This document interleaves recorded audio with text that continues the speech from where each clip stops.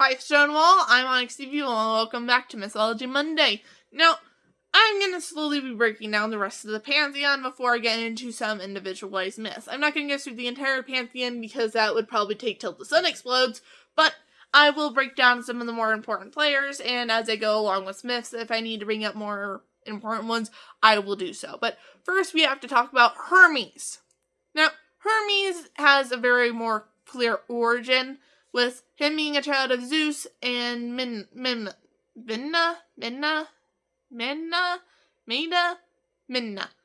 She is a nymph who caught Zeus's fancy, and from her came Hermes, who is the god of thievery, travelers, languages, sometimes shepherds people to the underworld, trickster, and a few other things that you can throw in there for flavor.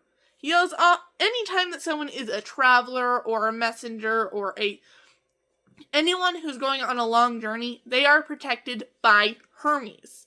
He's also known for stealing people's cattle, god or otherwise, along with just kind of messing around with everyone. He's kind of the Greek equivalent to Loki. Yeah, including the shapeshifting. He is, more often than not, a very trickstery-like god in the Pantheon. Now, unlike Loki, he is not destined to bring apart Doomsday. While Loki is going to do that eventually, Hermes is kind of more of the messenger and warner of anything that's to come. He sends messages throughout Olympus and is constantly traveling.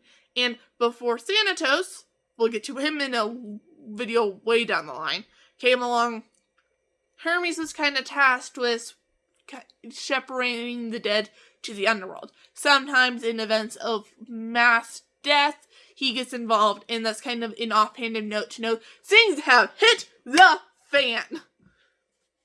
Now, Hermes is, kind of someone who just jumps around a lot in the Pantheon. There's some myths that have him involved, and other myths that he barely shows up other than to deliver a message. And now, it's kind of complicated because I mentioned last time that in some versions, Eros is a son of Hermes, but we know at least one important descendant of Hermes, not in son, but his great-grandson, Odysseus. And we'll talk about Odysseus when we get to the Odyssey, eventually. As for me, I'm off to fight the men. Bye!